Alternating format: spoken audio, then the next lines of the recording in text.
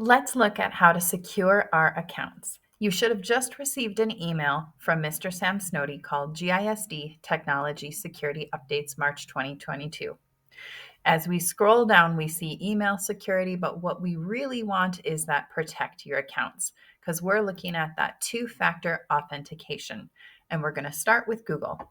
So I am going to pull up Student One and get rid of my little video here. So this is the site you can go to. So if you didn't get this email, you can go to safety.google/authentication. And as we scroll down, you'll see we have that two-step verification right there.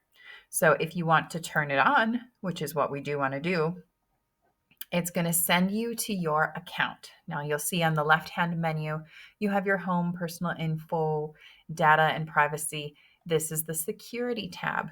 So as I scroll down, you can see signing into Google that two-step verification is currently off. So to turn that on, that's going to give you an extra layer of security and help to keep the bad guys out.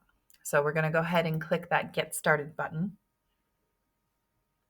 And the first thing you have to do is enter your password again. Once you've done that, you should see the phone that you have set up as your second sign-in device. If you don't see that, you can click the Don't See Your Device and you can go follow these instructions. I found it easier to go to my Google Drive and add an account that way.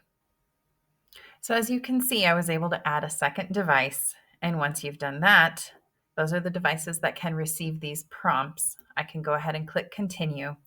Now I need to put in my phone number and choose how you want to get the codes. Do you want a text message or a phone call?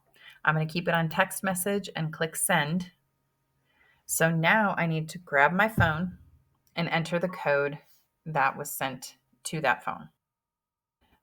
Next. So now I'm turning on that verification.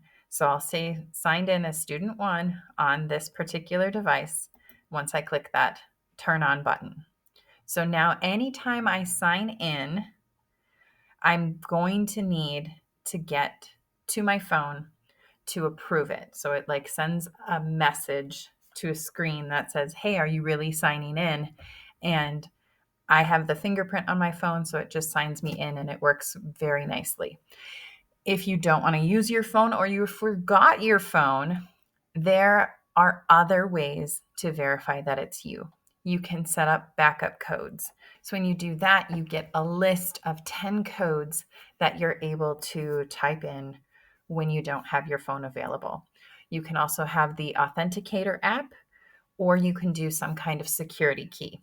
So if you're not into having just the phone, I would highly recommend doing the backup codes. I have those printed and just in my desk drawer in case I ever need it.